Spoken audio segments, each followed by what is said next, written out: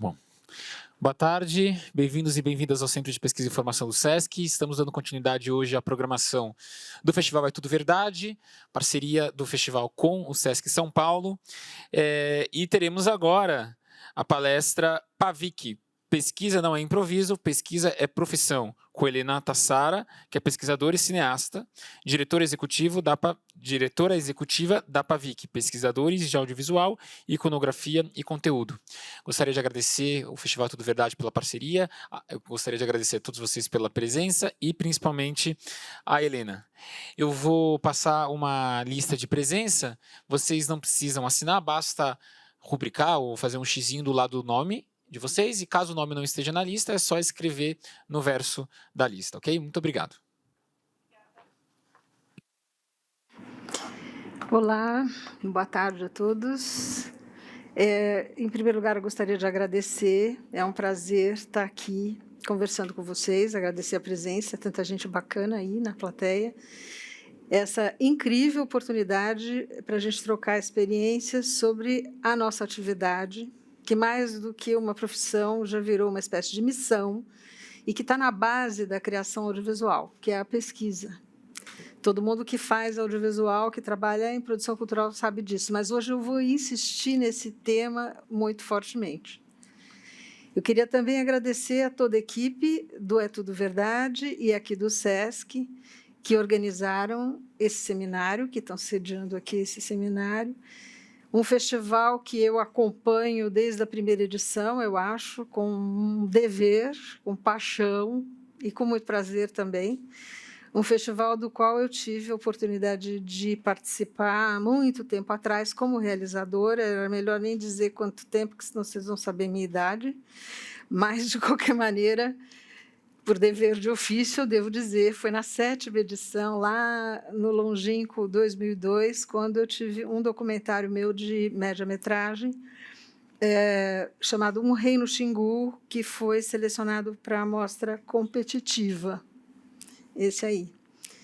História do rei Leopoldo da Bélgica, que, em 1964, visitando o Brasil, ele era cientista, ele estava aposentado, passeou pelo Xingu, sendo ciceroneado pela equipe dos Irmãos Vilas Boas, para fazer pesquisas. Ele era ictiólogo, cientista, tinha um outro cientista junto com ele, e ele foi pego no meio do golpe. Então, de repente, ele acabou ficando, ele ia ficar uma semana, 10 dias, acabou ficando mais de mês, porque ele não tinha como sair do Xingu. Foi uma história bem interessante. Aliás, eu devo dizer que foi a partir da realização desse filme, nesse mais de 20 anos atrás, que eu me iniciei, vamos dizer assim, e me viciei nesse ofício da pesquisa para o audiovisual e para a realização de documentários, e atualmente tenho me envolvido mais na produção de exposições e museus e tal, como o Museu da Língua. Na verdade, tudo começou quando eu comecei a pesquisar os materiais para contar a história desse filme. Em outras palavras, eu comecei na pesquisa buscando materiais para mim mesma, para conseguir expressar um argumento, uma ideia que eu tinha e que eu queria transformar em filme, que eu acho que também é o caso de muitos realizadores, especialmente aqui no Brasil, né? Agora, quando eu fui organizar meu pensamento para falar hoje aqui essa aula para vocês, para escolher o que eu ia dizer, eu cheguei à conclusão que eu já atuava fazendo pesquisa antes, tanto de arquivos, quanto conteúdos, quanto personagens, há muito mais tempo antes do que da realização desse filme. Eu só não sabia que aquilo ali que eu fazia era uma profissão específica, como muita gente até hoje não sabe, né? Por exemplo, a ideia que me levou a propor esse filme, Um Reino Xingu, nasceu muitos anos antes, uns 7 anos antes, quando eu estava mergulhada num arquivo sensacional para selecionar materiais para a realização de um filme. Eu estava pesquisando para a fotógrafa Maureen Basiliato, que estava organizando um livro. E o arquivo era nada mais, nada menos do que o arquivo pessoal dos Irmãos Vilas Boas, que eu não vou nem apresentar, que acho que dispensa apresentações, né? Ali, não era o sótão, era na garagem da casa do Orlando, eu fiquei eu tive a possibilidade, a sorte de ficar vasculhando pastas e mais pastas com recortes de jornal, revista, escritos, documentos de uma vida inteira que ele tinha passado junto das populações indígenas no interior do Brasil. Eram cópias de fotografias antigas, livros, uma loucura, que, naquela altura, não estava organizada. Atualmente já deve estar muito mais bem organizada, mas, na época, era uma confusão. E, na ocasião, eu também tive o privilégio de ficar essas tardes ouvindo as histórias deles, né? Os dois contavam história, um tirava uma soneca numa poltrona, outro tirava a soneca noutra poltrona, Marina trazia um chazinho com bolo, Marina, mulher do Orlando, e aí ele contou essa história do rei, que virou filme. Bom, eu só posso agradecer a minha sorte dos várias ocasiões em que eu vivi esse tipo de... E quem é pesquisador sabe disso também, que é uma alegria. E aí eu acho que isso que faz a gente ficar meio viciado também, as coisas boas que a gente encontra no meio do caminho. Mas eu começo a falar, essa minha fala, contando essa história, pelo seguinte: muita gente pensa que a pesquisa, todo tipo, audiovisual, iconográfica, de conteúdo, de personagem, dentro da cadeia produtiva do audiovisual e da cultura, é uma espécie de escada ou trampolim para outras atividades consideradas mais nobres, aqui muitas aspas entre os mais nobres, né? Quantas vezes, quando a gente está num projeto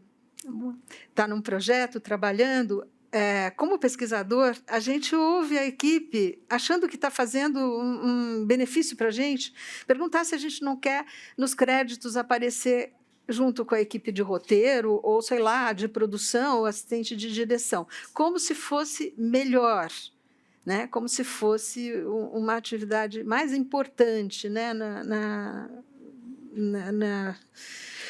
Dos créditos, né? De fato, é porque nunca aparece no começo do filme, sempre aparece no fim do filme, não deveria ser assim, mas é.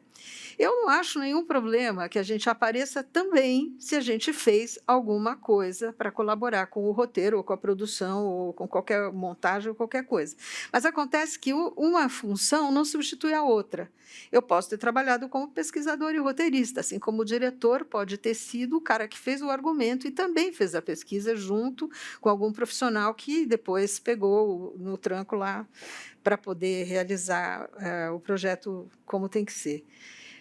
Também fica parecendo que qualquer pessoa que está ali na equipe, já que não tem a linha lá para pesquisador no orçamento, esqueceram, não foi suficiente, ou apareceu essa necessidade depois, qualquer pessoa que está ali, não, pega o assistente de direção e ele vai fazer a pesquisa.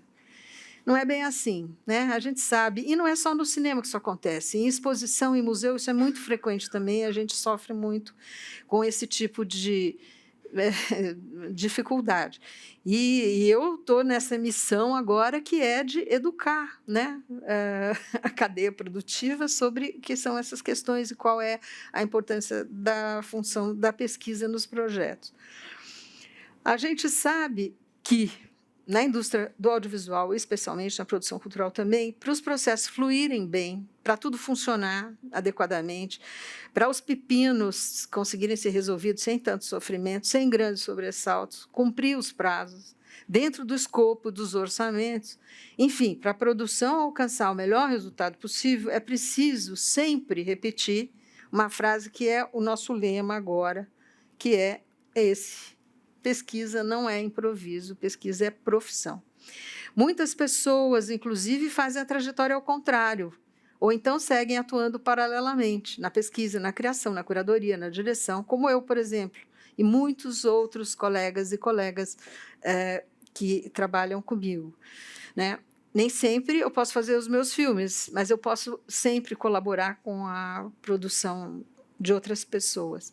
Na verdade, o que eu venho dizendo sempre e que eu venho repetindo à exaustão é que a pesquisa, na nossa área, é uma profissão em si mesma, e é que ela está na base e no fundamento de toda a produção audiovisual de cultura, desde a proposição de um projeto até a sua finalização. Outro dia me provocaram, eu estava numa live de roteiristas muito bacana, com roteiristas do Brasil todo, mas muita gente da Bahia, e alguém me provocou com uma pergunta que eu adorei, porque me fez assim Ela me perguntou como ficaria a produção audiovisual se num passe de mágica os pesquisadores desaparecessem. E aí eu pensei assim, bom, a resposta é muito simples. Se a gente desaparecer, alguém vai ter que assumir a tarefa de fazer a pesquisa no nosso lugar.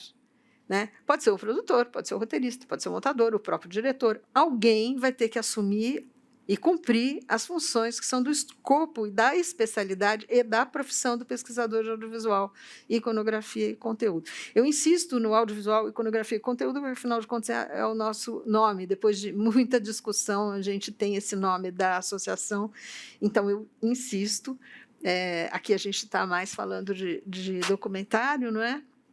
Afinal, é o tema do seminário, mas a gente trata de tudo, né? Ainda mais quando a gente está falando da produção de documentário, né? Serve para tudo, mas em documentário mais ainda. Para ficção também é a mesma coisa, séries, filmes, tanto faz. E a gente pode estender esse pensamento para todas as outras áreas da cultura. Hoje em dia, podcasts, enfim, os antigos livros que continuam a ser editados, graças a Deus. O fato, que pode até parecer óbvio, e eu insisto, não existe audiovisual sem pesquisa. Um breve exemplo para quem tem alguma dúvida assim, eu fui assistir a palestra do Jean-Marie, Marie Michel, né? Marie Michel sobre o Godard, e aí eu me lembrei, né, do Histórias do Cinema, que eu, como sou antiga, eu tenho lá o DVD, e me lembrei, fui lá olhar, e assim, quanto e quão profundamente o Godard estudou o cinema para poder fazer aquilo, né? Quanto?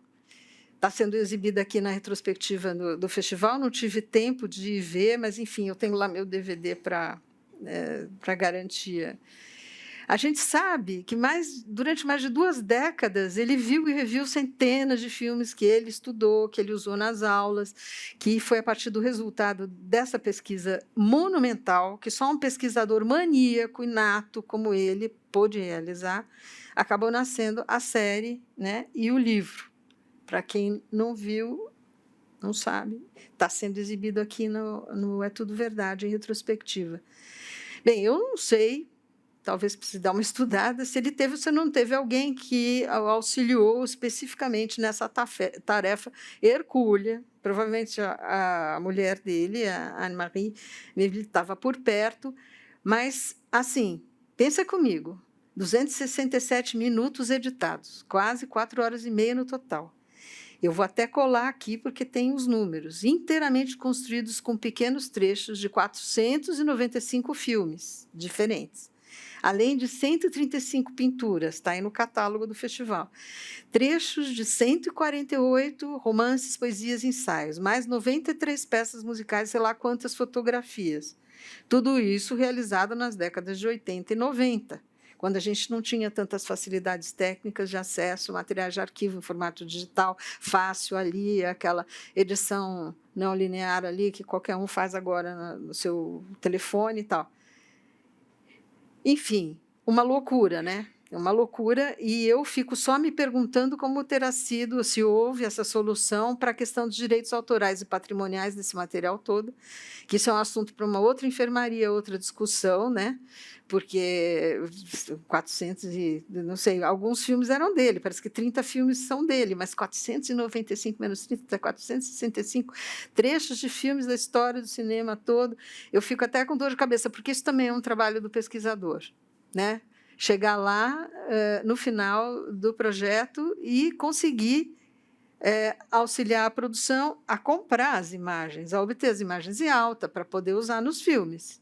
Né? Não é assim que a gente pode usar qualquer coisa. E o caso do Godard, esse que eu dou, é assim, simplesmente porque é um exemplo que é muito particular, né? Uma exceção, que envolve um cineasta também muito particular, tanto na própria produção, quanto nos processos, nos procedimentos que ele usava para fazer os seus filmes. Mas, para todos os outros casos, existem os pesquisadores e as pesquisadoras da PAVIC, certo? Que a PAVIC representa. Não são todos os pesquisadores que a PAVIC representa, mas os pesquisadores e as pesquisadoras que a PAVIC representa servem para resolver todos esses problemas aí. Essa é a PAVIC, nosso logo maravilhoso.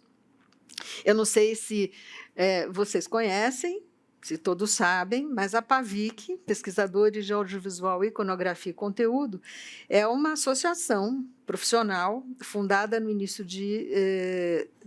do ano passado, né, de 2022, pouco mais de um ano, portanto, com o objetivo específico de congregar, dar visibilidade a essa categoria de profissionais que são tão importantes na cadeia produtiva do audiovisual e que, com frequência, como já disse antes, estão nos projetos desde a formatação dos projetos até a finalização. A gente é muito chamado para ajudar a construir bíblias, para montar um material que vai ser apresentado na Ancine, nas leis do patrocinador e tudo mais. Aí já tem o trabalho do pesquisador. Muitas vezes ele prossegue depois, quando o filme é realizado, mesmo que seja muitos anos depois, mas muitas vezes não. E ele está até a finalização, porque até o último momento, na hora de bater o martelo, que é o corte final, você continua trabalhando, fazendo substituições de materiais que não foram encontrados, ou que não puderam ser comprados, ou que por algum motivo caíram e tal. Então, a gente vai da concepção até a finalização. Nem sempre as mesmas pessoas, mas há pesquisadores em todo essa linha de produção. Antes da gente trabalhar na criação da PAVIC, a gente tinha uma percepção que era comum, que a gente trabalhava em isolamento, sem articulação, que a comunicação entre nós, entre os pares, era escassa, era insuficiente, que a gente não se conhecia, e nós não nos conhecíamos uns aos outros, só quando assim a gente trabalhava junto num ou no outro projeto. O fato é que não existiam esses espaços mais apropriados para a troca de experiências e informações, para o compartilhamento dos problemas, das dificuldades, para a expressão das ideias, das necessidades e desejos da categoria, como, por exemplo, esse espaço que a gente está tendo agora, né? Não existiria, provavelmente, se não existisse a PAVIC.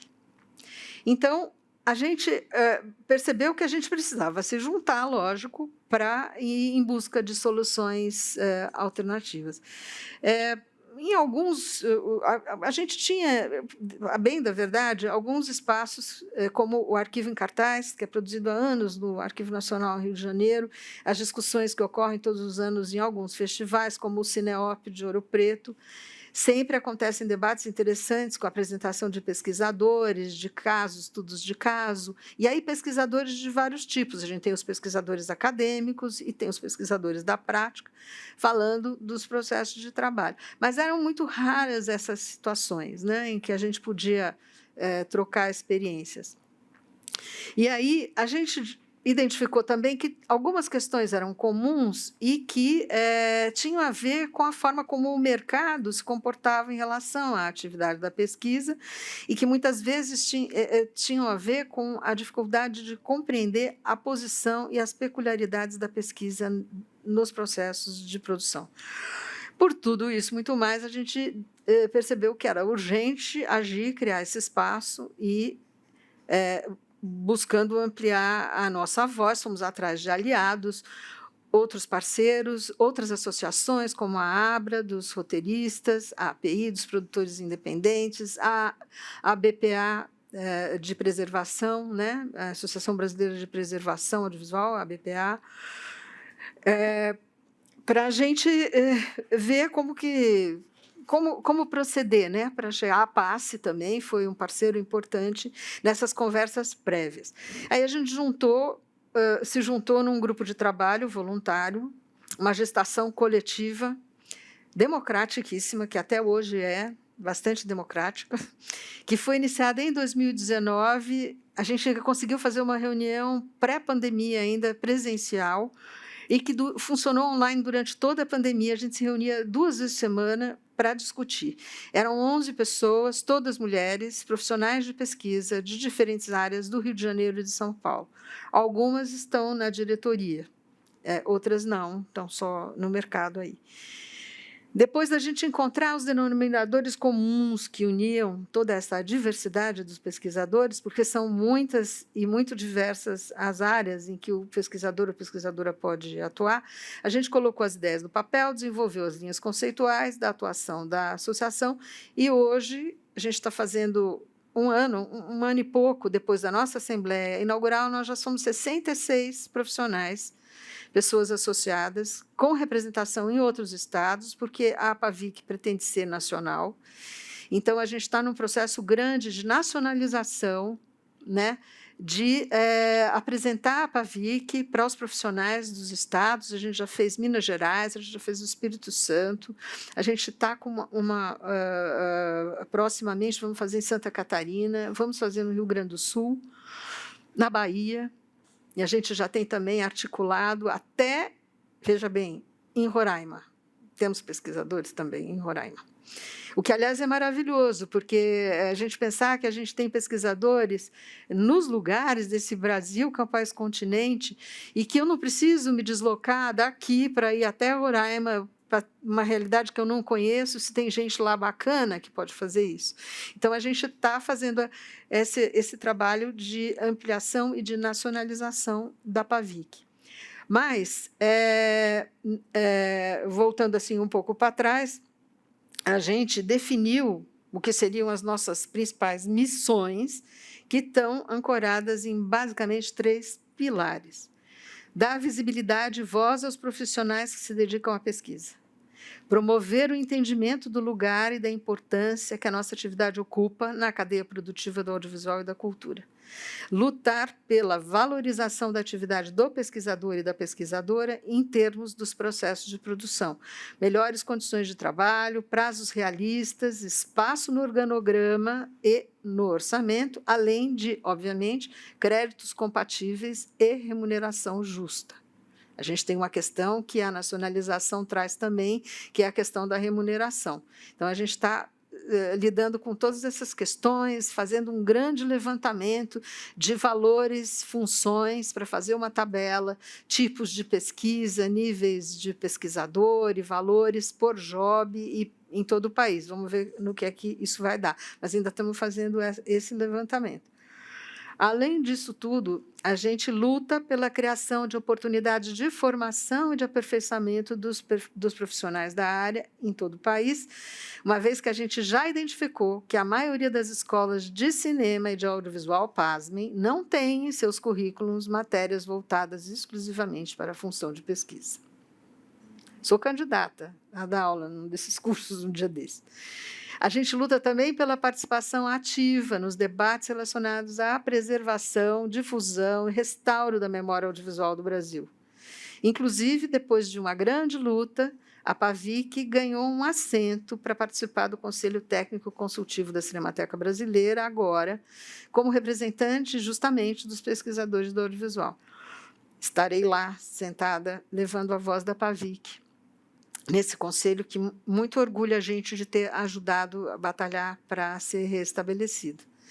E também lutamos pelo estabelecimento de boas interfaces de relacionamento entre os pesquisadores, os acervos, os arquivos e os centros de memória. A esse respeito, ontem aconteceu aqui nesse seminário a palestra da Eloá, pesquisadora, que é associada da APAVIC e que, na palestra, fez um diagnóstico sobre os principais problemas e dificuldades dessa área na atual conjuntura. Especialmente os problemas todos que aconteceram nos últimos anos.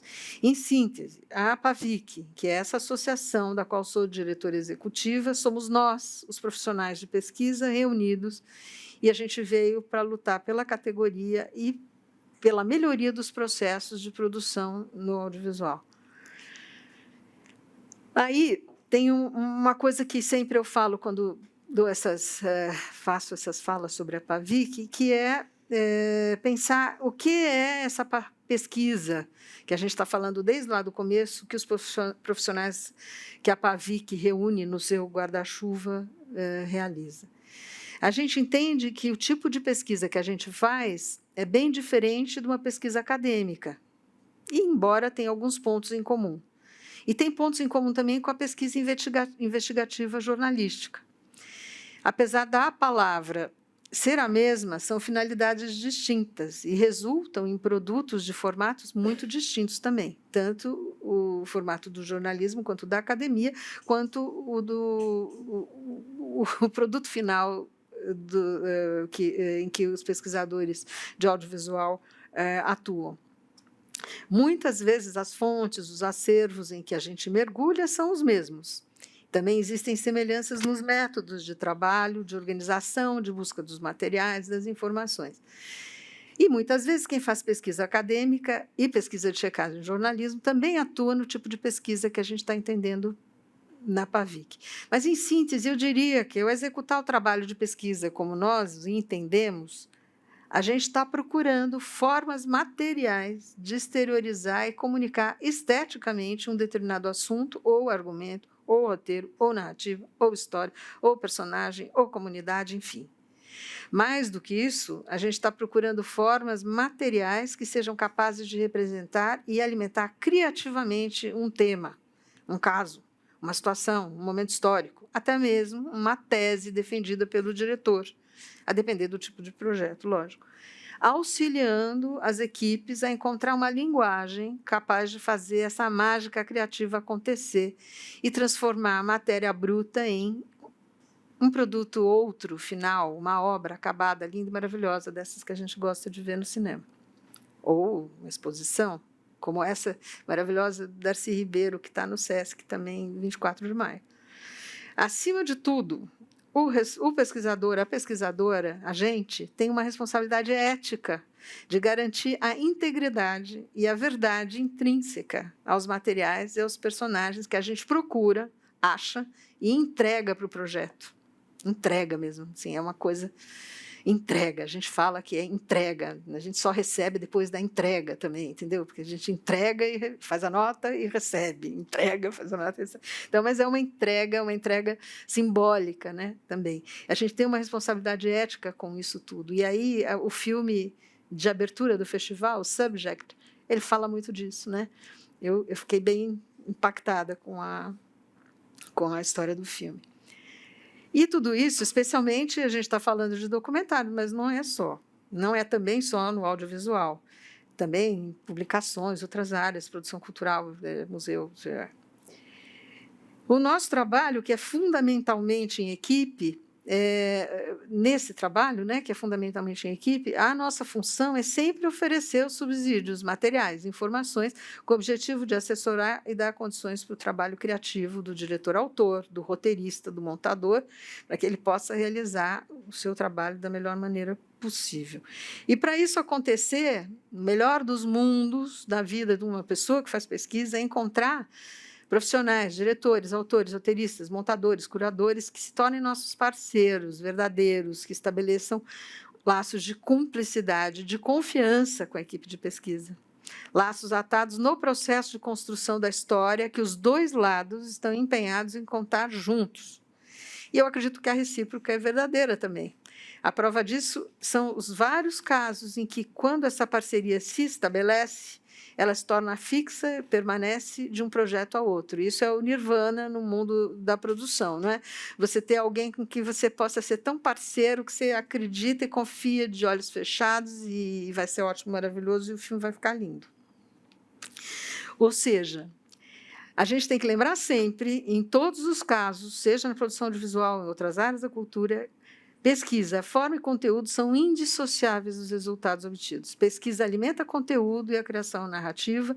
Ao mesmo tempo, os argumentos e as necessidades da narrativa norteiam a pesquisa. Um diretor que não sabe o que quer, ele não vai conseguir uma pesquisa boa. Não vem, não é mágica. Agora, o pesquisador pode ajudar essa pessoa a encontrar o seu caminho. E é isso que eu estou chamando de parceria e de cumplicidade. E, assim, aqui, muita gente que é da área, eu nem precisaria falar isso, mas vocês sabem que a nossa área é muito ampla e a gente atua em uma diversidade de projetos que, assim, são documentários, são filmes de ficção. Já cansei de trabalhar filme de ficção também, por exemplo, fazendo pesquisa de referência.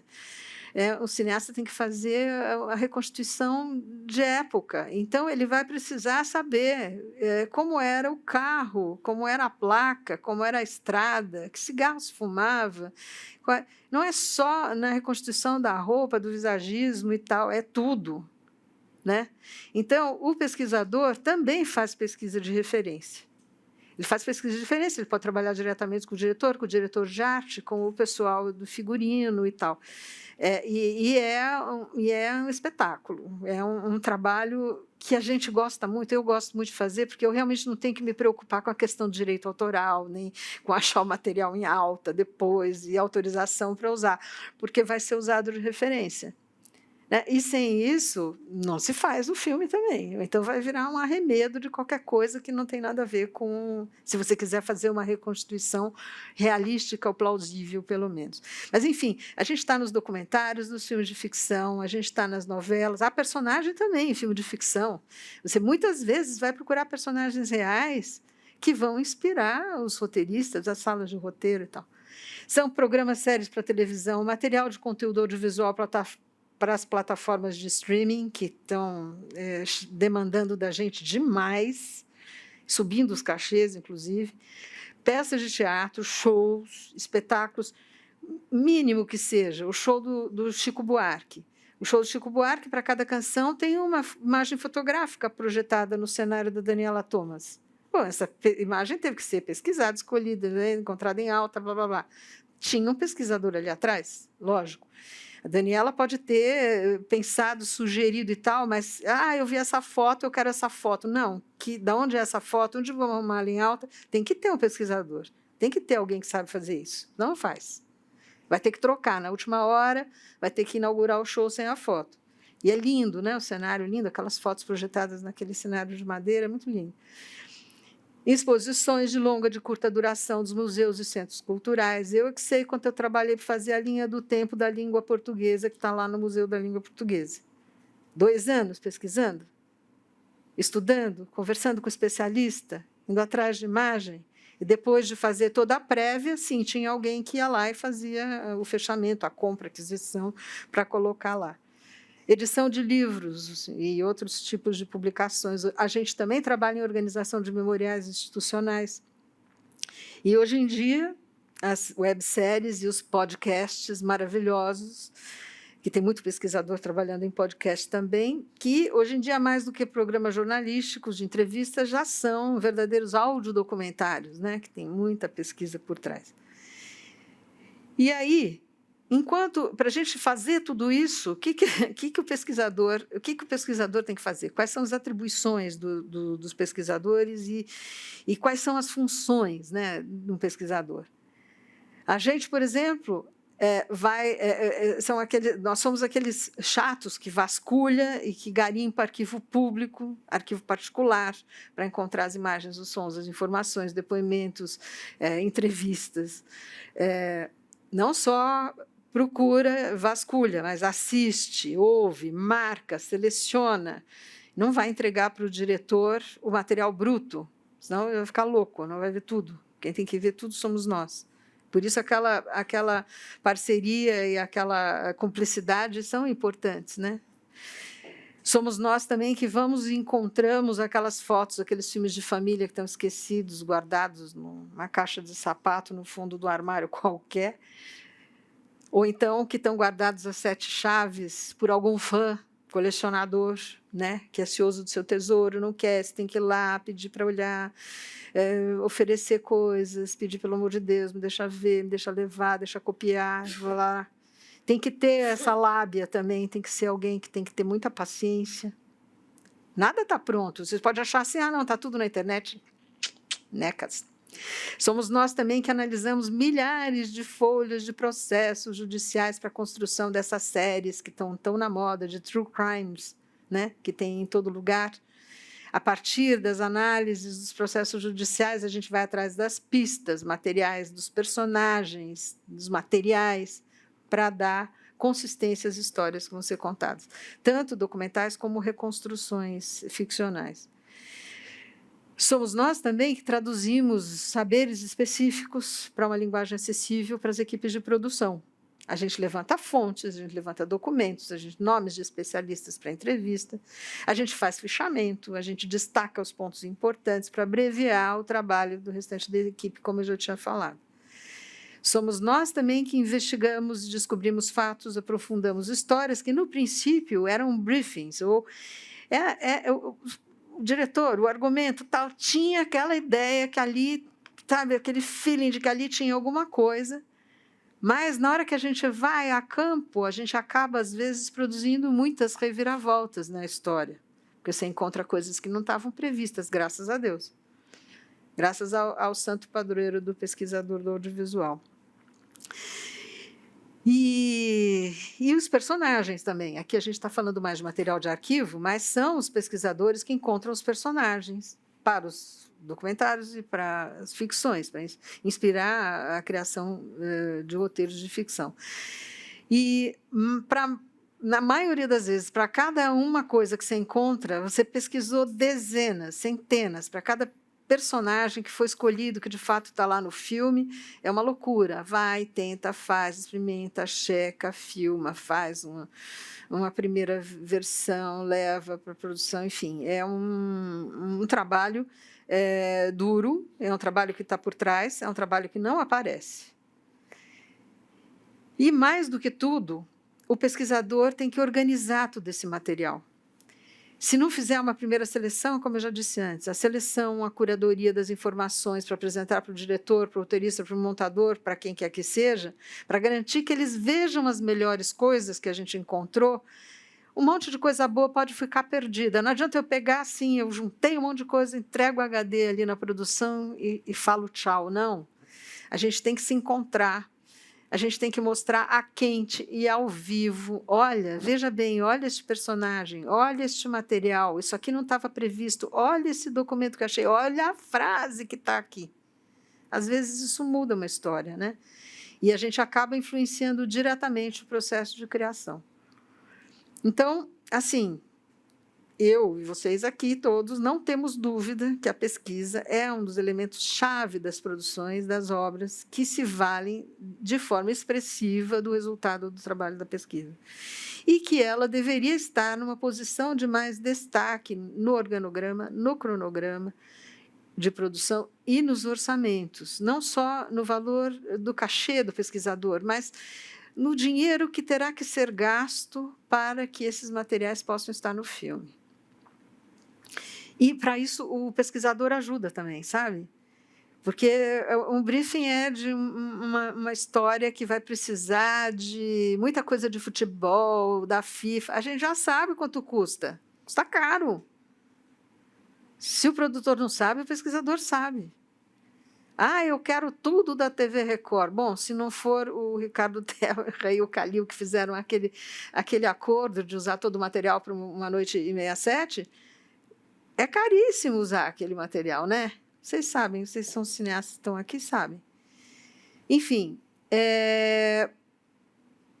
a gente, quando entra num projeto, também a quantidade de material de pesquisa, a porcentagem, não é a quantidade, a porcentagem de material de pesquisa que pode estar num filme ou num projeto é muito variada. Você tem desde filmes e séries, documentários construídos exclusivamente com material de arquivo, que a gente pode montar equipes grandes e trabalhar durante muitos meses, filmes que, na verdade, dependem totalmente das descobertas da pesquisa para se materializar e criar vida própria.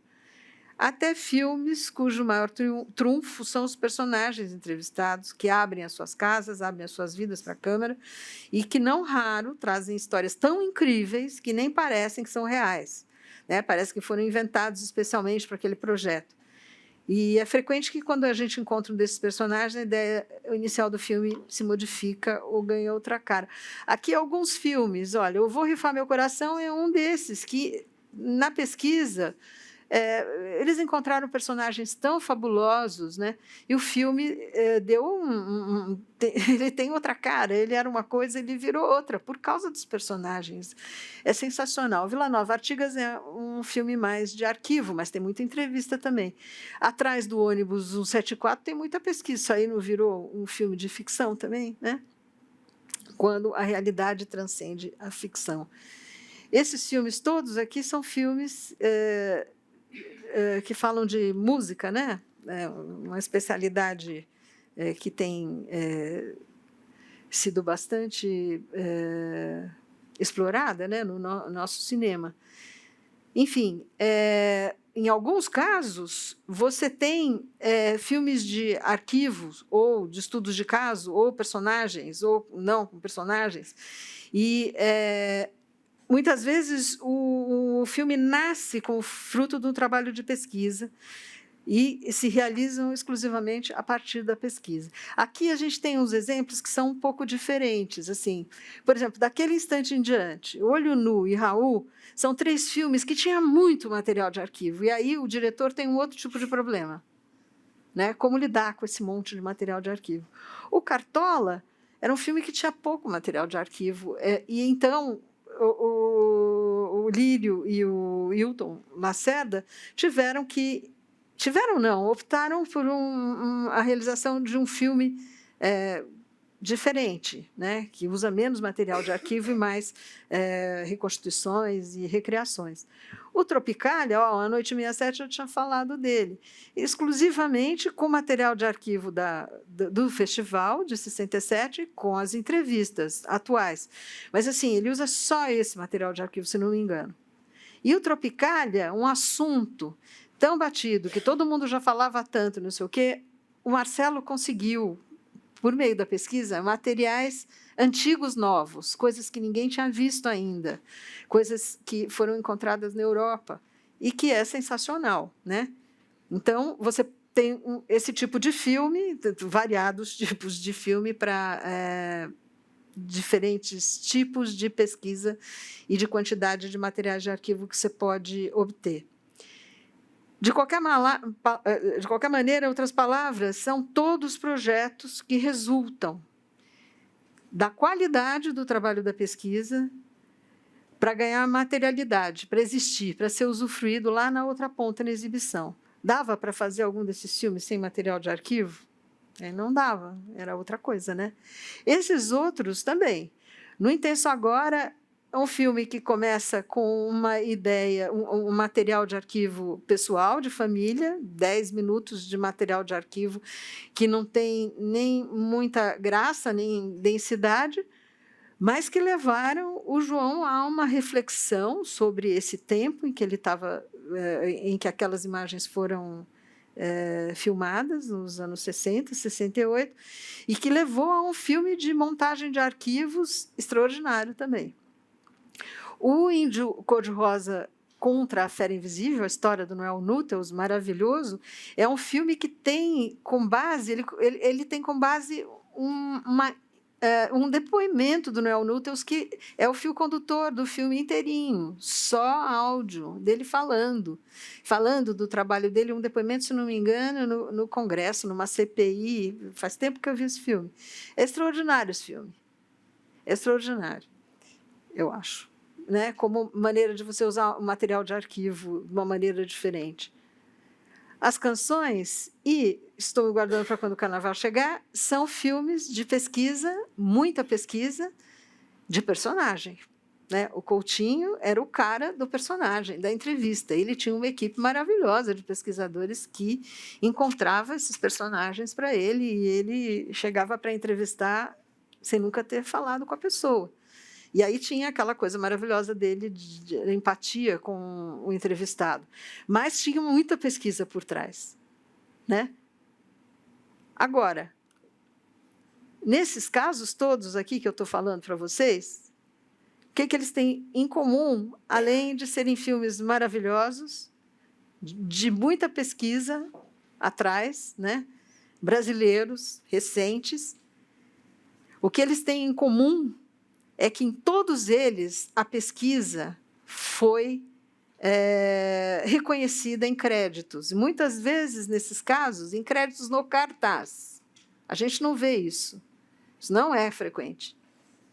Então, eu acho assim, para mim, mais do que exemplos de filmes maravilhosos, que eu gosto, que eu assisti, que estão aí, né? São filmes que reconhecem a importância do trabalho do pesquisador. Passei reto. E, como sempre, cada caso é um caso, né? Só que isso não acontece sempre. Aqui mesmo, na competição do É Tudo Verdade, O festival, a gente sabe que ele disponibiliza no catálogo e para as pessoas que inscrevem seus filmes o crédito de pesquisa. Mas nem todo produtor dá o nome do pesquisador para constar do catálogo. Aí eu fui lá olhar no catálogo. E, bom, enfim, essa é uma iniciativa muito bacana, não é todo festival que dá essa possibilidade do crédito de pesquisa, e é lógico que num festival de documentário isso seria não só bacana, desejável, como assim, é necessário, né? Na maioria dos festivais a gente não tem isso. Enfim, nesses filmes do É Tudo Verdade, que estão em competição esse ano, eu fui lá conferir e ver. Entre os 12 documentários de longa-metragem da competição internacional, nenhum indicou os nomes dos responsáveis pela pesquisa. Nenhum. 0, 12. Nem mesmo esses 2, que certamente contaram com vasta pesquisa de arquivo. Eu não vi os filmes, né? Mas eu estou supondo só pela descrição da sinopse. Não tem o nome de quem fez a pesquisa. Deve estar lá no crédito, lógico, eu não vi o filme, deve estar no crédito, mas não está no catálogo. E, assim, não é que eu fico brava, é só uma coisa que a gente tem que, né, se tocar, que acontece. Entre os 7 documentários de longa-metragem na competição brasileira, os créditos para pesquisa aparecem nesses 2 filmes, apenas, de 7, 2. Sendo que em um deles, um dos diretores assina também como pesquisador, o Chaim. Também é pesquisador da história do Paulo César Farias. O que já é um reconhecimento muito maior do que a pesquisa teve no mundo exterior. Você vê que não é um problema nosso, isso é um problema generalizado. Entre os curta-metragens, a proporção de créditos para pesquisa é surpreendentemente maior do que nos longas. Dos 9 filmes da competição internacional de curtas, 3 apresentam créditos de pesquisa. Muitas vezes são os próprios diretores. Na competição brasileira, o número é muito maior. Dos 9 filmes, 6 apresentam créditos de pesquisa. Esses 3, tá? Mais esses 3. Sendo que só um deles, esse Bam Bam Bam, tem um crédito, um nome específico, exclusivo para a pesquisa, que é a Patrícia Machado, que também é pesquisadora acadêmica, e que é uma pesquisadora audiovisual que eu estou querendo trazer para a PAVIC, mas ainda não consegui. Nos outros filmes, todos, nos curtas, são os próprios diretores e diretoras que assinam a pesquisa, além de outras funções.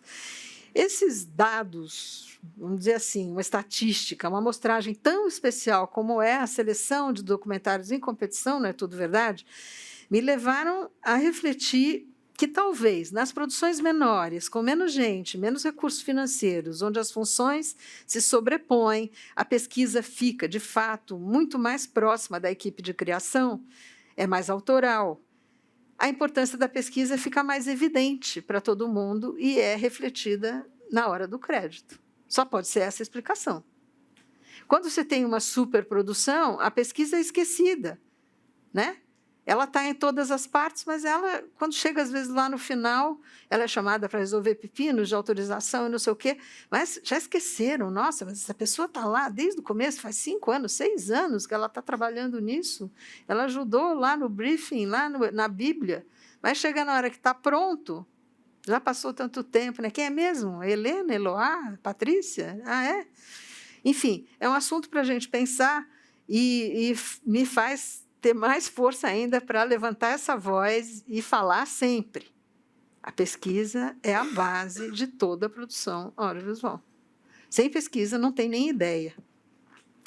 Enfim, esse é um dos motivos, entre muitas coisas, que levou a gente a criar, a lutar, a criar a PAVIC, lutar para dar crédito, para valorizar o trabalho da pesquisa nas produções audiovisuais.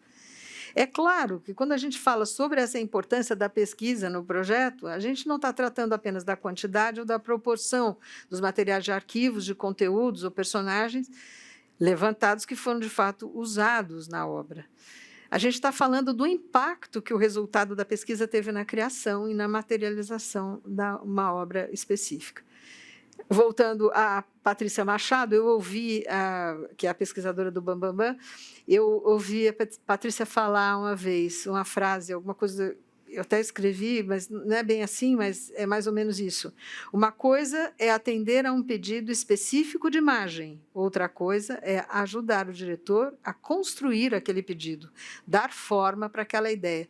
Não é que a gente está querendo ser autor, não, do filme, não, não é isso. A gente só quer que essa participação seja reconhecida, né? É lógico, é um trabalho coletivo. O trabalho audiovisual por definição, um trabalho coletivo. Né? Não sou eu que faço, não é o diretor que faz, é todo mundo que faz, é muita gente, a não ser num filminho menor. Né? Mas a gente quer esse reconhecimento. Sabe, são poucos os filmes em que o crédito de pesquisa, pelo menos o coordenador da pesquisa, está lá na frente, junto com os créditos de fotografia, montagem e tal, que são o máximo, mas, né, produção, lógico, direção, roteiro. A gente gostaria, nos casos específicos em que isso de fato, válido, né, que esse crédito estivesse nessa posição, na posição que merece.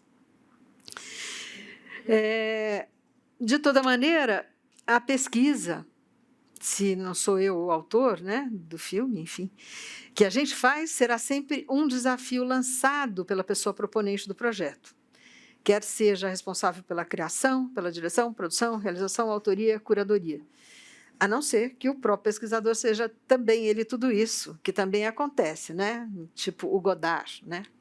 Então, se eu pudesse comparar a nossa atividade com alguma outra atividade, eu diria que o trabalho que as pessoas associadas da PAVIC realizam se parece com o mix entre a atividade de um detetive e de um arqueólogo, daqueles que não desistem até encontrar as minúsculas partes necessárias para a construção da narrativa ou de um quebra-cabeça. E para poder fazer as perguntas certas e orientar a nossa busca nos acervos, a gente precisa saber muito bem o que a gente quer, como a gente vai conseguir achar o material, como aquele material inédito, que a gente não sabe que existe, né, vai ser encontrado. Tudo que o nosso filme, o nosso projeto merece. A gente busca as pistas nas entrelinhas, naquilo que não foi dito, a gente vai atrás delas, a gente busca em detalhes aparentemente sem importância para encontrar aquilo que a gente está buscando. Você entra num arquivo, você acha que você coloca lá a palavra, sei lá, sei lá, o nome de uma pessoa. Você tem que procurar o nome daquela pessoa escrito em diferentes formas, porque o cara que fez a indexação pode ter escrito Santos Dumont de um jeito errado, com 2 M's, sei lá. Eu estou querendo achar o Santos Dumont, mas eu não vou achar porque eu escrevi Santos Dumont do jeito certo e ele está escrito lá do jeito errado. E vai ver a foto, aquela foto mais maravilhosa que estava esperando achar, não sei o que, blá, blá, blá. Então, a gente tem que ser persistente também. E está sempre aberto para o novo, né? Para o inesperado, para o inusitado, para o diferente, porque ainda é desconhecido ou pouco conhecido. Não adianta ir no lugar onde a gente já sabe que tem alguma coisa. Quer dizer, adianta também, mas é preciso fugir do óbvio, do puramente ilustrativo para um projeto, das coisas já vistas, revistas, e milhares de vezes em outras produções. Às vezes a gente acha que foi visto e revisto, porque a gente já viu muitas vezes, e às vezes ela nem nunca foi usada, mas também isso acontece. Porque como a gente vai muito nos arquivos, a gente fala, não, aquilo ali é assim, blá, blá, blá, não. Mas aí o diretor nunca viu aquilo ali não está em nenhum filme, enfim. É uma luta. E aí, o que eu sinto, assim, pelo menos quando eu estou fazendo um trabalho desse, a gente não pode desistir até o último momento, até o fim, até acabar o contrato, ou até o diretor falar, agora chega, vamos fazer o master, entendeu? Né? A gente não desiste. E você precisa ser criativo também na maneira de encontrar as coisas. Encontrar uns materiais que, se você não encontrar, eles vão ficar enterrados lá na memória, no esquecimento, e não vão poder ser reusados, ressignificados, retrabalhados para a construção de novas histórias, né? Porque lá no Godard, também lembrando, assim, ele usa aqueles trechos dos filmes de uma maneira muito louca, assim, totalmente fora do contexto, fazendo relações entre as imagens, entre as frases, e é uma tese que ele está escrevendo visualmente, né? Então, as imagens também tiradas do contexto, se você não conseguir manter eticamente aquilo que elas são, né? Se você não adulterar a imagem, você pode juntar uma imagem com a outra e criar uma nova ideia, né? Isso é lindo. Enfim, não dá para desistir. A gente não desiste até o último momento, porque a informação, a imagem, o depoimento que a gente está procurando, e quem nem sabe se existe, pode estar na última pasta que aquele atendente do acervo trouxe para a gente, alguns minutos antes do acervo fechar, ou então nos segundos finais daquela fita que você está vendo, empoeirada, né? Que você achou empoeirada lá na casa de alguém e você mandou transcodificar ou transcrever e tem um depoimento único de alguém que já morreu. Pode estar na última página do livro, pode estar no último rolo da caixinha. Quer dizer, a gente não pode mesmo desistir, não pode perder a esperança. Enfim, e aí eu fiz uma listinha do que são as qualidades essenciais de qualquer pesquisador ou pesquisadora, que são a paciência, a perseverança, a criatividade, a inventividade, a organização, porque sem organização vira uma bagunça, você não acha nada, a capacidade de ouvir e conversar com as pessoas, não só os personagens, mas com as pessoas dos acervos, com as pessoas donas dos arquivos, e uma curiosidade infinita, que até cansa, é uma curiosidade tão grande que até cansa. Enfim, eu estou indo para os finalmente, depois a gente vai conversar, estou aqui disponível para falar com vocês, mas a Pavic tem um Instagram, e nesse Instagram a gente tem, como parte desse trabalho de valorizar e dar voz aos pesquisadores, a gente tem conversado com várias pessoas que são do mundo do audiovisual, pedindo para elas darem o seu depoimento sobre como elas se relacionam com a pesquisa, né? E aí a Jordana Berg, que é montadora, disse: eu tenho uma relação de profundo amor com a pesquisa. Me abre 1000 percepções que eu não teria sozinha, e o filme explode em profundidade camadas de significados com esses materiais que vão chegando, tanto de imagens de arquivo quanto de personagens. Os filmes do Coutinho sempre começavam nesse ponto, e os pesquisadores, para ele, eram a porta de entrada para a família cinematográfica que ele montava. Eram os primeiros a trazer o ar do filme que ele faria. Então, quando pensamos nos personagens dos filmes dele, todos maravilhosos, lembremos que foram pesquisados, buscados e achados por esses incríveis pesquisadores. Né? É muito bom, né? A gente gosta, está lá no nosso Instagram, e viva o Coutinho. Também temos um depoimento bacana do Silvio Tendler, cineasta documentarista, que diz: a pesquisa é fundamental em qualquer obra de arte. Mesmo as obras de invenção, por mais abstratas que sejam, têm uma busca, um raciocínio, um pensamento, uma invenção baseada em algum tipo de realidade. Quem traz essa realidade para a vida e para a arte são os pesquisadores. É profissão fundamental no cinema. E quando falo cinema, não estou falando só de documentário. Hoje, pesquisadores e pesquisadoras já têm seu protagonismo reconhecido, porque a gente tem as ideias, constrói as histórias, mas quem nos dá a matéria-prima bruta e essencial é o pesquisador ou pesquisadora, que sabe onde estão os arquivos, que sabe onde fica a memória. E a gente concorda com ele. Por fim, a gente pediu... Tem outros vários lá, outras pessoas que falam, mas eu selecionei esses 3. O Leonardo Leves, que é roteirista de ficção, ele fez aquela série... eu vou esquecer o nome, depois eu lembro. Série de cadeia, não? Como é? Eu vou lembrar. Ficção, trabalha com ficção. A realidade é o melhor combustível para a ficção. Gostamos de nos reconhecer na tela e de saber que quem criou aquela história sabe do que está falando. Para inventar uma ficção que habite algum dos milhões dos nossos Brasis, uma boa pesquisa é mais do que fundamental. A realidade estimula a imaginação. a parceria entre quem cria a ficção e quem a alimenta com a pesquisa deveria ser muito mais presente em nosso audiovisual. A pesquisa, afinal, é um ofício que requer múltiplas habilidades e também criatividade. Cada profissional vem com seus métodos, seus repertórios, e feliz o roteirista que pode contar com isso. O caminho desse reconhecimento está apenas começando, mas os frutos já são inegáveis. Levantando a nossa bola muito, um momento propaganda,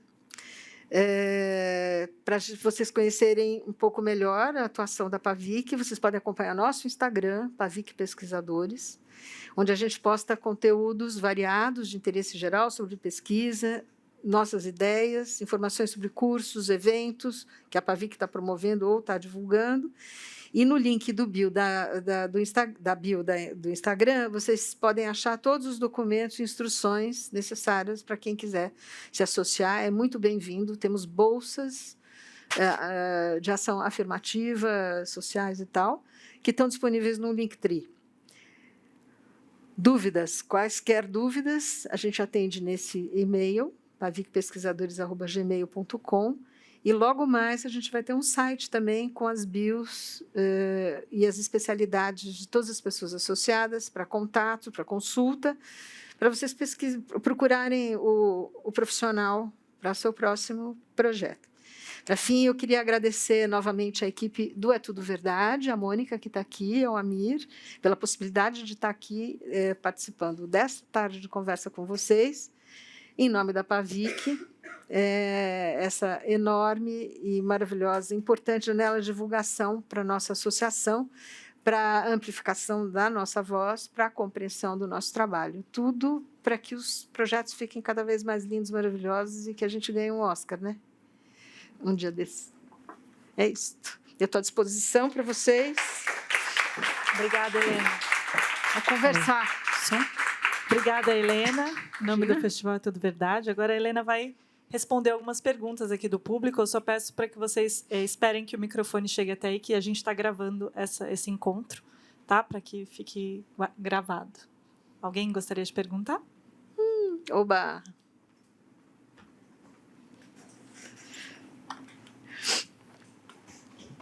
Tudo bem? Tudo bom. Tá saindo aí? Alô, alô? Tá bom.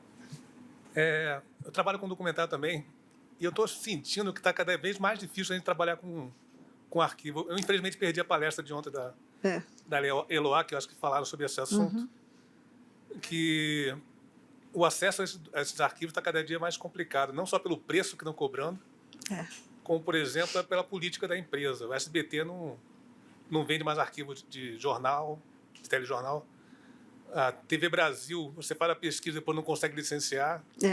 E a Globo agora também está com esse negócio de, se não for Globoplay, a gente não vende o arquivo.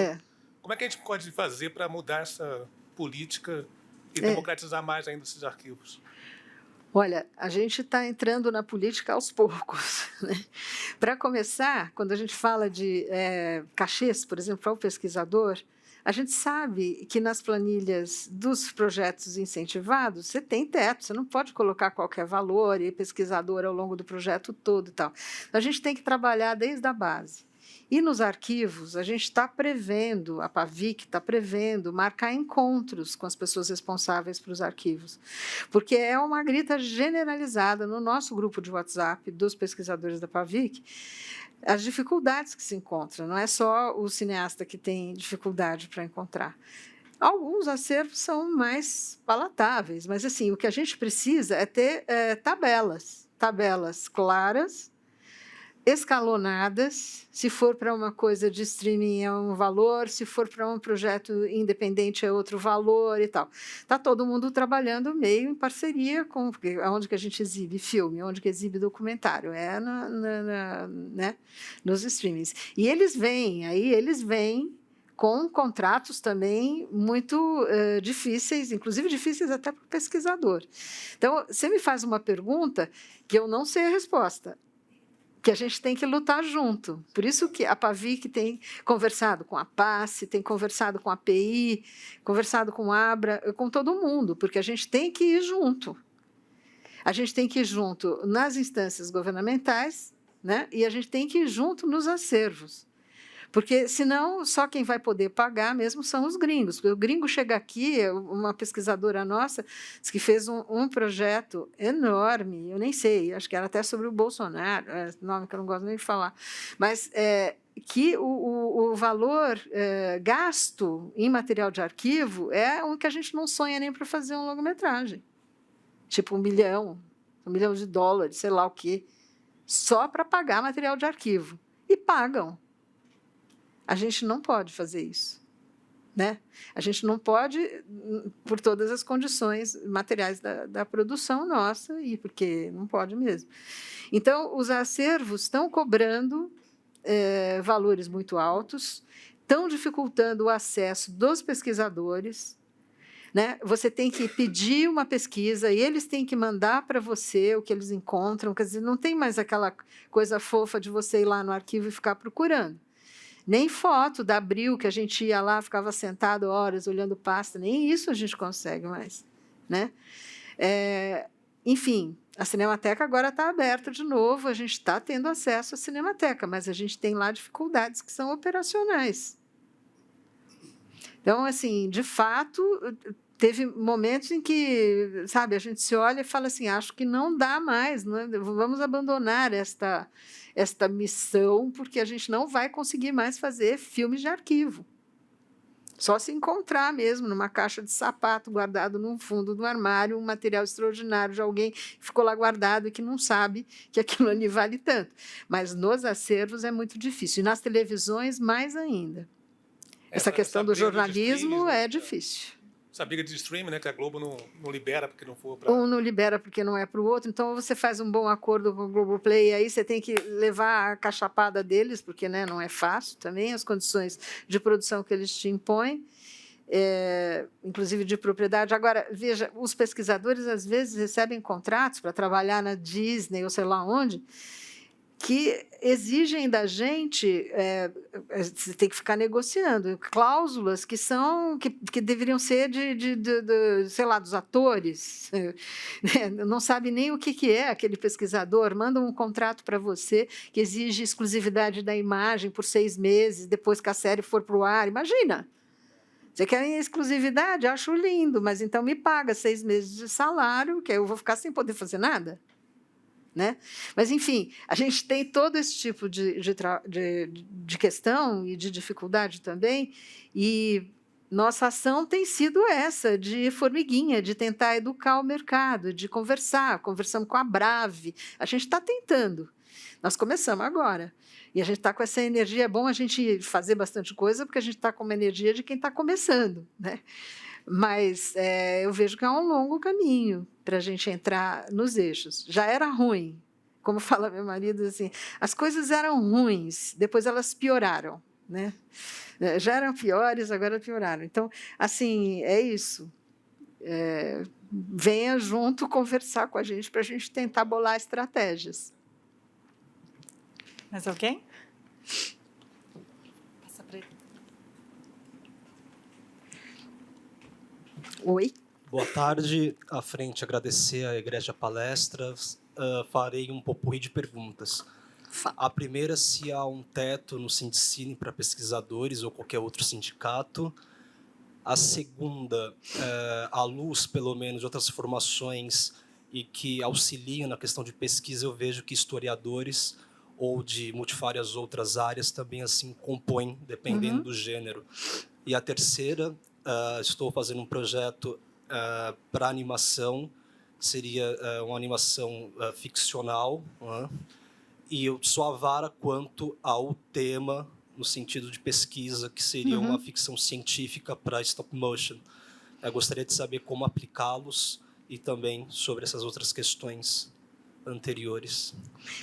Então, o Sindicine e o outro sindicato também, que é do Rio de Janeiro, não é um teto, é um piso, que acaba sendo um teto, né? É ruim uma tabela que tem piso, porque todo contratante fala, esse é o teto. Tem são 4 tabelas, se não me engano, tabela para longa-metragem, curta-metragem, média-metragem, tabela para websérie, tabela para televisão, para todas as funções, né? E é um valor ok, né? É um valor ok. Só que ele não é muitas vezes aplicado. Ele é um piso e ele é usado como teto. Isso é um problema de todas as tabelas. A gente, inclusive, nesse nosso levantamento, que a gente está fazendo um levantamento no Brasil todo de quanto se paga para o pesquisador, para as diferentes funções. Então, na hora que a gente tiver esses números, a gente tem medo até de colocar os números assim, né, na rua, porque uma coisa que a diferença entre piso e teto é horrível, né? Você fala que é um piso e aquilo ali acaba sendo o teto. É ruim. Mas existe, sim. Então, você entra lá no Sindicine, tem 4 tabelas para todas as funções. E é o que a gente costuma aplicar quando faz um orçamento. A não ser que seja para alguma super mega produção que a gente sobe. E aí depois eles vão negociar e a gente baixa. Né?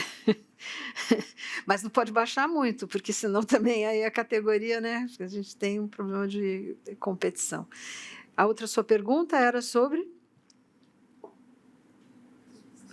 Não.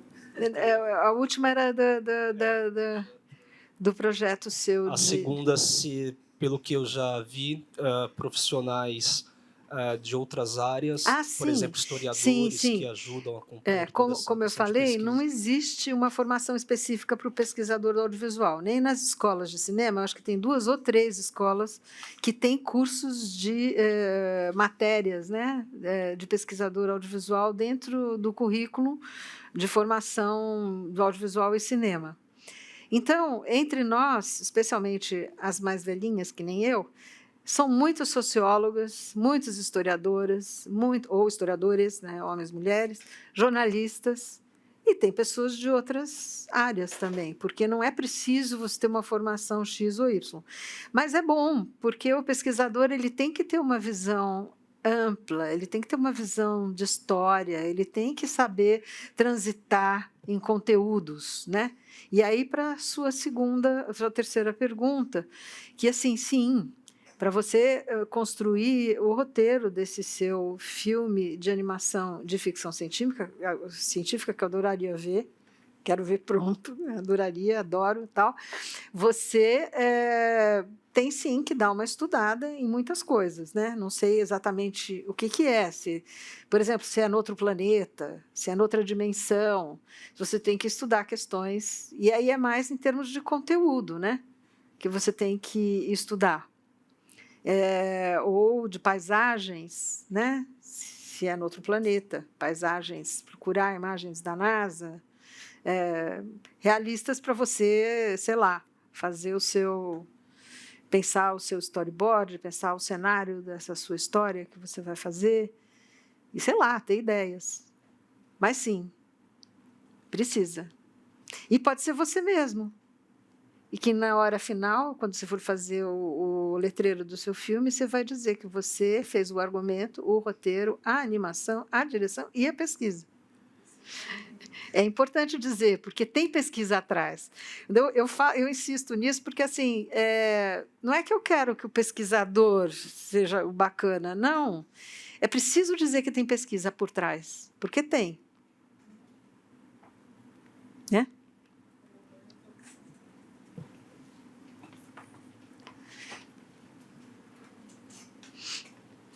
Oi. Parabéns pelo trabalho, pela iniciativa. É muito importante, né, esse trabalho de reunir pesquisadores, né, porque a pesquisa não é valorizada no Brasil em geral, né? E no audiovisual é um trabalho, não existe, na verdade, um filme, né, sem um trabalho de pesquisa interessante. Eu, como apaixonada por cinema, por filmes e tal, andei vendo, antes da pandemia, na Mostra Internacional de Cinema, o Brasil foi o único país que apresentou mais de 70 filmes. Isso é impressionante, com pouco investimento que existe. Como nós conseguimos produzir, como cada um que faz filmes, né, que trabalha no audiovisual, consegue produzir com muito esforço, né, tantas histórias interessantes. Então, parabéns por esse trabalho. E a minha pergunta é relacionada ao grupo de pesquisa, né? Quais as linhas de pesquisa, se vocês já estabeleceram linhas de pesquisa, e como que é realizada a manutenção do grupo. A manutenção em termos financeiros, por exemplo, né? Porque ainda não é uma associação, né? Uma organização do terceiro setor. Então, a PAVIC é uma associação de categoria profissional. Então, a gente tem uma contribuição associativa que os associados pagam, que é pequena, assim, né? R$ 35 por mês. Mas a gente tem bolsas para pessoas que não podem pagar, e cotas também, de diferentes tipos. E ela não é uma OCIP, é uma associação profissional mesmo.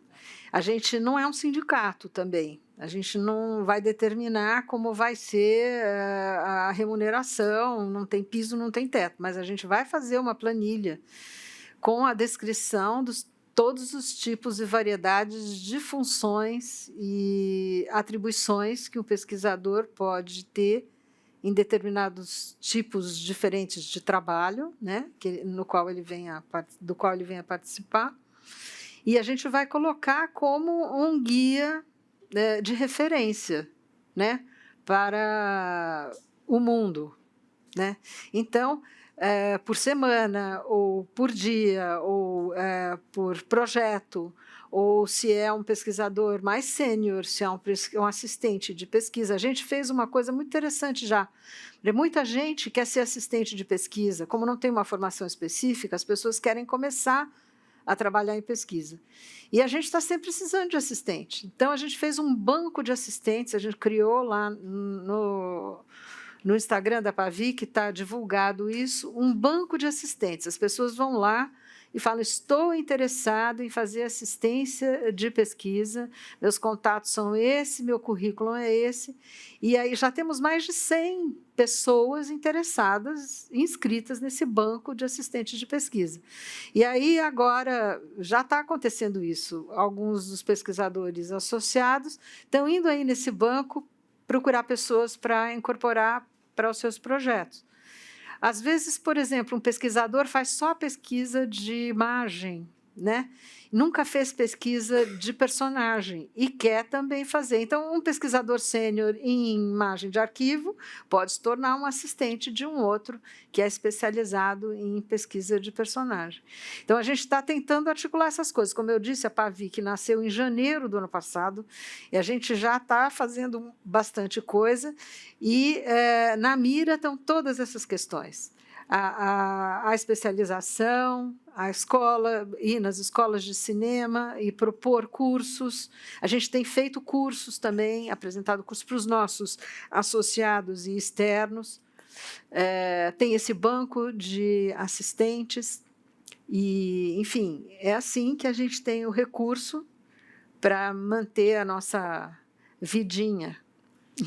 E com relação às linhas de pesquisa, você já definiu? A gente está definindo, junto com essa planilha que tem os valores de cachês, a gente está definindo é uma planilha bem complexa, mas assim tem a função, a descrição das atribuições e os cachês. Sim. E nós vamos fazer uma pesquisa interna que cada um dos pesquisadores associados da PAVIC vai dizer quanto recebeu, mas não assim, é por job mesmo que a gente vai fazer. Então, naquele job que eu fiz há 3 anos atrás, que foi uma coisa pontual que eu fiz para o Paulo, ele me pagou tão pouco, mas está lá. Mas eu não vou dizer que foi ele e nem vou dizer que foi eu, tá? É só uma planilha, é tudo anônimo.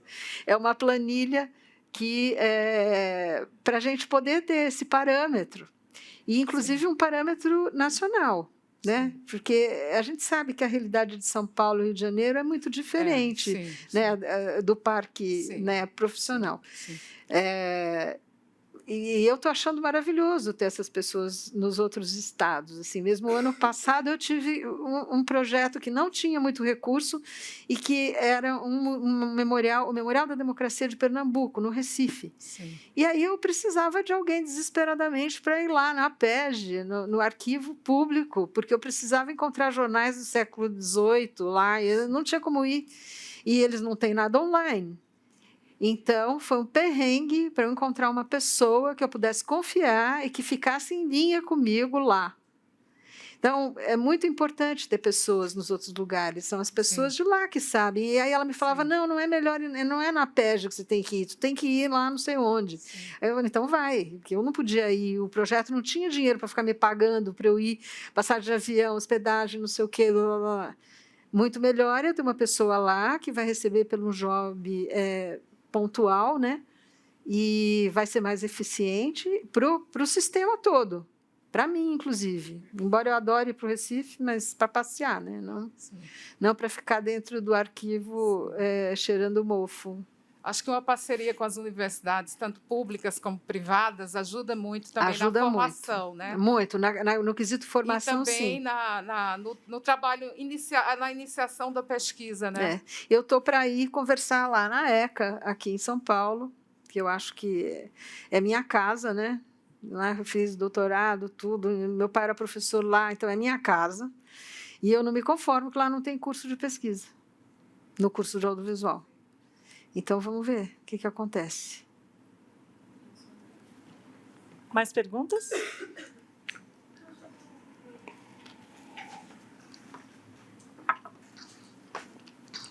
Não é uma pergunta, Helena, mas Fala. Respondendo um pouco essa questão do catálogo, é super interessante, e eu vou confessar que eu nunca tinha notado isso. Não vou nem falar, a gente já pensou, não sei o quê, mas é muito interessante, porque a gente, quando o filme faz uma inscrição, ele tem, não sei se tem alguém aqui que já inscreveu, não é tudo verdade, mas tem a janela para tudo. Para tudo. E a gente fala assim, o que você quer colocar? A gente dá essa, às vezes vem nada, vem só o diretor e o produtor, assim, por favor, completa a tua ficha técnica. Isso. É muito interessante você falar isso, porque acho que fazendo uma contribuição, quer dizer, você apontar isso aqui nesse ambiente é muito interessante para a gente poder refletir, festival, falando aqui, nisso, quer dizer, cadê os pesquisadores? Cadê os pesquisadores? Acho que é algo que a gente pode pensar com mais... Eu agradeço enormemente. Pensar com mais seriedade, porque é interessante. Eu produzo documentário também e eu sempre contrato pesquisador, enfim. Isso é uma coisa. Ontem, é muito interessante, a Eloá chamou atenção para essa questão da pesquisa e para essa questão, sobretudo, da dificuldade que o Paulo estava apontando agora do acesso ao material. E foi um diagnóstico para a gente sair aqui meio chateado, meio deprimido, meio arrasado. Mais ou menos isso. Eu falo para Eloá não exagerar, mas não adianta. Eu encontrei com o Paulo na sequência, descasquei, falei, a coisa está ruim por aí, mas enfim. Porque essa dificuldade também tem que ser apontada, essa dificuldade não é sabida. Ela não é sabida. E, quer dizer, você tem uma dificuldade, você paga para fazer uma pesquisa no escuro, e depois você, quando acha o seu material, a probabilidade de você poder pagar já é uma piada. 1 minuto, 30 segundos de um material da Globo, R$6.800. Né? Foi a péssima notícia. A outra ainda que você consiga, se você vai ter autorização. Quer dizer, a gente está aí numa discussão que é super importante. Queria te agradecer por levantar isso. E é uma coisa que tira um pouco o sono da gente, sabe? Essa questão dos arquivos, quando ele falou, eu falei assim, não, eu não quero perder o sono por isso. Mas, assim, é preciso que a gente se movimente mesmo. Nos processos de produção, nos processos de trabalho, também é difícil. Quando a gente encontra uma produtora, né, não uma pessoa, né, uma produtora que entende o processo e coloca o processo da pesquisa no lugar certo, na ordem certa, eu falo, no cronograma, no organograma ali a gente nunca mais quer sair, a gente quer trabalhar nessa produtora para sempre, sabe? Porque cada vez que você vai começar um trabalho num lugar, você tem que começar tudo de novo. Se aquelas pessoas que estavam trabalhando com você já foram embora, já estão em outro lugar, você tem que explicar tudo de novo. Querem de você, às vezes, coisas imediatamente, né? Assim, me veio agora um projeto que me chamaram para fazer agora. Eu fiz o orçamento, eu falei, não vão me chamar nunca para fazer isso. Porque eu tinha que, em um mês, selecionar 100 vídeos, estava escrito assim, no pedido, dos quais 40 seriam selecionados, e eu teria que, em um mês, escolher os 100, procurar 100, escolher 40 e entregar com tudo certinho já, valor, endereço, CPF, DNA do dono da imagem, direito de imagem, direito patrimonial. Eu falei, não dá tempo. Como não dá tempo? Isso que tinha que ter começado há 4 meses para esse projeto que vocês estão querendo. Não, mas a gente só tem 1 mês. Eu falei assim, não, então eu tenho que ter 4 pessoas. E 2 meses, no mínimo, para fazer isso. 100 filmes. Não, e olha, não era qualquer tema. O tema era música popular brasileira. Imagina, autorizar, né? É muito mais fácil, não é? Muito mais fácil? É facílimo. Então, sei lá, o autor da música, o autor da letra, a editora, os músicos, porque é imagem, né? Então, os músicos, direito de imagem, direito patrimonial, aquele monte de herdeiro, porque tem um monte de gente que já morreu. Eu falei, não dá. Eu preciso de 4 pessoas, sendo que uma especializada só na questão do licenciamento. E não tem nenhuma garantia que vai conseguir. Não, mas vai inaugurar a exposição, não sei quanto.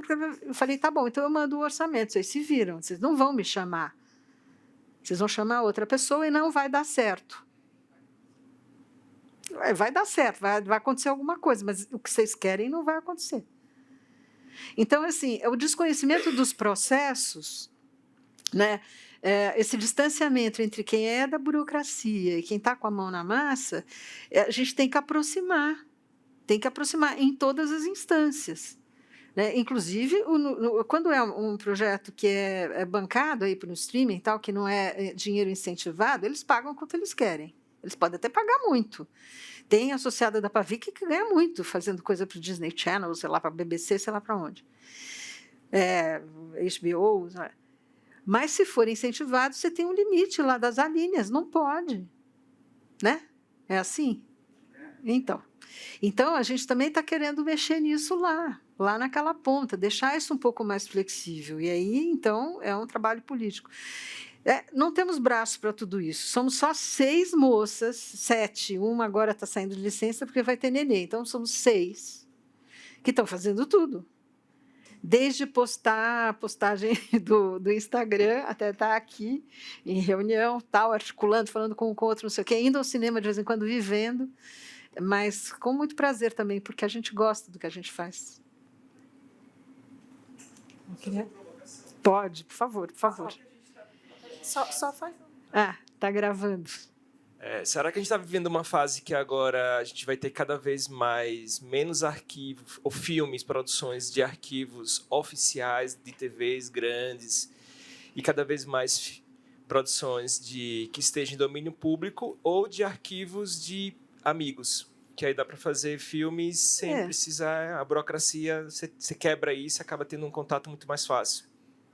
Pode ser que sim, e eu acredito que a gente consiga fazer filmes lindos com esses materiais que você sugeriu, não tem nenhum problema, mas é uma pena, porque nesses arquivos de TVs, nas cinematecas, tem coisas lindas, maravilhosas, não vão entrar em domínio público. Não entra em domínio público, mas, ao mesmo tempo, você precisa de muito dinheiro para restaurar, para poder usar algumas coisas, sabe? Então, a gente tem que... Tudo bem, enquanto isso, a gente pode ir encontrando soluções alternativas para esses problemas. Mas a gente não pode desistir de usar. Às vezes, eu acho que a gente tem que fazer alguma coisa meio tipo guerrilha, assim. Fiquei pensando no filme do Godard de novo. Acho que eu vou fazer um filme só com material de arquivo, assim, não vou pedir autorização para ninguém, vou pôr tudo 10 segundos, assim, vou fazer uma loucura, e os 10 segundos eu estendo no slow, assim. Vou fazer umas loucuras, assim, porque eu acho que a gente tem que provocar. Eu não tenho dinheiro para pagar. Eu tenho um monte de projetos também que eu não consigo fazer, porque quando eu olho para a planilha do lado lá dos direitos autorais, eu desisto na mesma hora. Eu falo, não é preguiça, deixa eu fazer para outro, sabe? Deixa eu fazer para outro, porque não dá. Mas eu acho que a gente tem que ousar, eu acho que a gente tem que aproveitar esses outros materiais que você sugeriu e fazer filmes lindos com eles também. Mas não pode desistir.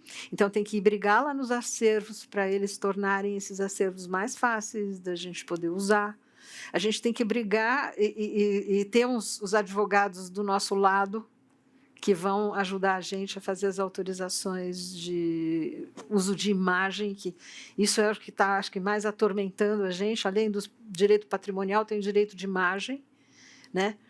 Você não pode pôr qualquer pessoa, qualquer cara, que vocês todos assinaram um papel, né, que estão aqui, não sei se vai filmar a plateia, mas quando você vai num show, você está aceitando que a sua imagem seja usada no DVD do artista. Sei lá, não é DVD mais que hoje em dia, mas usado na exibição daquele show.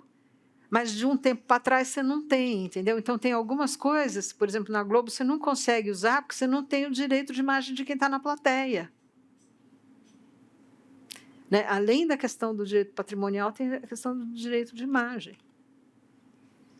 E tem processo. Então, assim, a gente tem que encontrar brechas na legislação, a gente tem que mudar a legislação, a gente tem que conversar com todo mundo. Sem conversar e entrar num acordo, não vai dar certo. Eu sou da conversa. Tem hora que a gente tem que brigar, ir lá na porta da Cinemateca, por cartaz, isso aqui, né? Mas tem hora que a gente tem que conversar, e a gente tem que conversar com todas as instâncias para melhorar o processo. E vai ser bom para todo mundo. Bom, está encerrando aqui o nosso tempo, mas nós temos dúvidas. A gente só peço que a gente reduza um pouquinho o tempo.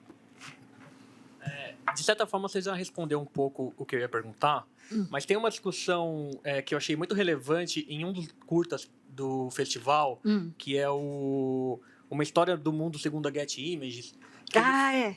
Que ele fala de uma outra camada dessa discussão, que é quando a imagem entra no domínio público, ela tem um outro problema de se resgatar essa imagem, porque agora ela está presa dentro de uma empresa da qual você não pode retirar o arquivo em alta resolução sem pagar por esse processo.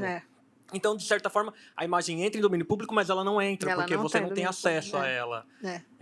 Eu queria que você comentasse um pouco essa discussão, que eu acho super... a gente está falando. Isso. E a segunda coisa que eu queria perguntar é, se a gente paga pelos arquivos das imagens, a gente paga por tudo que a gente vai usar como pesquisa, tem uma outra discussão no Subject que é sobre cachês de personagens. Cachês de personagem. Queria que você comentasse um pouco isso também. Então, sobre esse filme da Getty, ele também não tem no crédito do catálogo quem fez a pesquisa de imagem, entendeu? Isso é notável, eu ia falar, esqueci. Ele é um dos filmes que não tem crédito de pesquisa. Como? Um filme inteirinho feito, discutindo material de arquivo. Não tem, né? Então, lógico que tem, deve ter sido o diretor que fez, mas não está lá. Ele não achou que ele podia pôr D de diretor mais PQ, que é de pesquisa. Não achou que ele podia, né? Mas deveria. E, de fato, é complicado isso. Outro dia eu fiz uma exposição e eu tinha que... a gente tem que encontrar jeitinhos de fazer essas coisas. Eu precisava de muitas imagens e informações de grandes cientistas que estudaram o som, o eletromagnetismo e tal. Então, o Hertz, tudo na Getty. Tudo lá, lindo, né? Alamy e Getty, maravilhoso, mas fotos incríveis, fotos dos lugares onde eles trabalhavam, dos laboratórios deles mesmos, assinatura. O que eu fiz? Eu chamei uma artista, eu fiz a seleção das fotos, eu fiz o roteiro, chamei uma artista maravilhosa que usou aquilo de base, fez painéis lindos de backlight, não pagamos nada. Só para ela, lógico, que é maravilhoso, que é uma artista jovem, que precisa ganhar dinheiro, cachê, e ficou lindo. Quer dizer, você tem que encontrar um jeito, porque se eu fosse pagar, não dava o orçamento inteiro da exposição. Mas veja, imagens em domínio público, que a Getty Images cobra. É pouco que cobra? Sei lá, pode variar de 200 para 1.500, dependendo da resolução, do tempo que vai usar, e blá, blá, blá, blá. Isso esses arquivos sabem fazer muito bem, que os nossos não sabem. Eles têm tabela. Não tem segredo. E você pode comprar uma assinatura da Getty, ter direito, tal, não sei o quê, tudo isso vai diminuindo. Se você é uma produtora que usa muito material de arquivo, você tem lá um direito de usar X imagens, tal, blá, blá, blá. Mas, mesmo assim, é muito dinheiro. E esse filme eu achei muito interessante, eu vi pela sinopse, porque ele discute isso. Como é que a história fica aprisionada num CNPJ, entendeu? Que fica ganhando dinheiro em cima da cara do Hertz, do Maxwell, né? Do Tesla. Veja bem, Até o nome do Tesla já virou outra coisa, mas ele existiu, ele inventou o controle remoto, ele tem um monte de experimentos, era um cara que tinha uma cara de dandy com bigodão maravilhoso, mas não posso usar a imagem dele. Então, a minha artista foi lá, pegou a foto, fez o desenho do dandy, do Tesla, e ficou lindo, né? E sobre cachês, assim, eu acho que o cachê é o de menos, na verdade. Quer dizer, sim, se tiver dinheiro e a situação da pessoa for uma situação de penúria, e muitas vezes esse é o caso, se o filme tem dinheiro, eu acho que sim, tem que dar cachê. Isso é uma questão pessoal. O que o filme, o Subject, discute é menos essa questão do cachê, né, e mais o uso, a exposição daquela figura. Se é um documentário como esses que a gente faz, pequenos e não sei o quê, é menos, mas esses documentários lá que estão no filme são pessoas que ficaram super expostas, né, que tiveram suas vidas transformadas e não receberam por isso, definitivamente. Ou é tão lindo ir lá num festival e tirar foto com as estrelas e não sei o quê, papapá. Não, não é. Aquilo ali não é a vida deles. Isso é a vida de atores, é a vida de diretores que fazem isso porque esse é seu trabalho. Os personagens, não. Tem um personagem lá que depois virou diretor, né, também, eu acho, tem o rapaz. Mas, assim, eu acho que isso é pessoal, né, mas eu acho que eu daria um cachê. Mas, assim, quando a gente procura os personagens, quando a gente faz pesquisa de personagem, esse não é um assunto no início, né? Você ganha a confiança da pessoa, é meio sacana até, porque você vai na casa da pessoa, ganha confiança, vai uma vez, vai duas vezes, aí você toma um lanchinho e vem a família, e o cachorro, e a avó, e toca o telefone, você entra na vida dos problemas daquela família e você vai entregar isso para o filme depois. Pode ser que ele não seja escolhido, pode ser que ele seja escolhido. Em todos os casos, eu acho que tem que dar um cachê, dependendo da situação econômica da pessoa. Pode até oferecer e a pessoa falar, não precisa, pode dar esse cachê para outra pessoa. Mas eu acho que tem que oferecer. Essa é a opinião minha. Não é a opinião da Pavik. Também tem isso, né? Tem muitas coisas que eu não posso falar em nome da Pavik, eu falo em meu nome. Certo. Uma última pergunta, então, aqui. Boa tarde, Helena. Queria mudar um pouquinho a chave da gente falar um pouquinho dos acervos familiares ou pessoais, assim. Talvez você pudesse comentar um pouquinho sobre essas particularidades ou eventuais dificuldades de se trabalhar com acervos pessoais. E como trabalhar com isso em documentário, por exemplo. Olha, depende do caso, né? Se a sua família é uma coisa, se é uma pessoa muito próxima de você é outra, mas se é alguém que você encontrou, né, você tem que estar preparado para ser muito, né, sei lá, delicado, né, no mínimo, eu posso dizer, delicado, porque você vai mexer com coisas que você não sabe. Com histórias antigas, né, com problemas, com traumas, sei lá. E não é fácil. Eu não gosto muito dessa posição, eu não gosto muito de fazer esse tipo de trabalho, né? Mesmo com materiais da gente mesmo, né? Então, meu pai faleceu há uns anos e minha mãe me chamou para mexer nas coisas dele. E ele era um cara que guardava tudo. Ele tem o lápis que ele usava quando ele tinha 6 anos de idade, na caixinha e tudo mais. Então, eu fui abrindo caixas e caixas e gavetas, e aquilo ali dava para fazer um filme que é uma coisa inacreditável. E fui abrindo o computador cheio de textos de ficção científica, livros inteiros de ficção científica prontos. E aí é uma invasão sem nome. Eu não sei, meu pai, né? Mas é uma invasão sem nome. Porque você entra na intimidade da pessoa num nível, né, que eu imagino entrar na intimidade de alguém que não é da sua intimidade. Não gosto. Eu, pessoalmente, não gosto. Mas, se você sabe como fazer isso, com jeitinho, com verdade, com integridade, com respeito pelo personagem, pela história, se você consegue estabelecer um elo, né, com aquela pessoa, pode ficar um filme lindo, tipo Um Homem Comum, do Carlinhos Nader. É um filme tão extraordinário que ele acompanhou a vida daquele homem por tanto tempo. E, nossa, a gente vê o cara em tantas situações difíceis, doente, até a morte, assim, né? E o Carlinhos vai acompanhando. E ele estabeleceu uma relação com aquele homem, isso é o jeito dele fazer documentário, né? Então, estabeleceu um jeito de se relacionar com o homem comum dele, que ficou um filme muito interessante, um filme muito difícil, acho que até ganhou o prêmio aqui no Não É Tudo Verdade, quando foi exibido. Outro filme dele, que aí o Leonilson já tinha morrido, mas o Leonilson era amigo dele, e tinha aquelas gravações de áudio dos diários, né? E o Carlinhos fez esse filme, A Paixão Segundo o J.L., que é incrível, porque é só aquela voz do Leonilson, imagens de arquivo, que ele conseguiu imagens de arquivo inacreditáveis, né? De Madonna a Michael Jackson, para ir ilustrando as coisas que o Leonilson fala nesse diário, e a gente vai acompanhando ele descobrir que tem AIDS e até morrer. E você, sem ver o rosto do Leonilson em nenhum momento, é como se você conhecesse o Leonilson no final do filme, muito bem.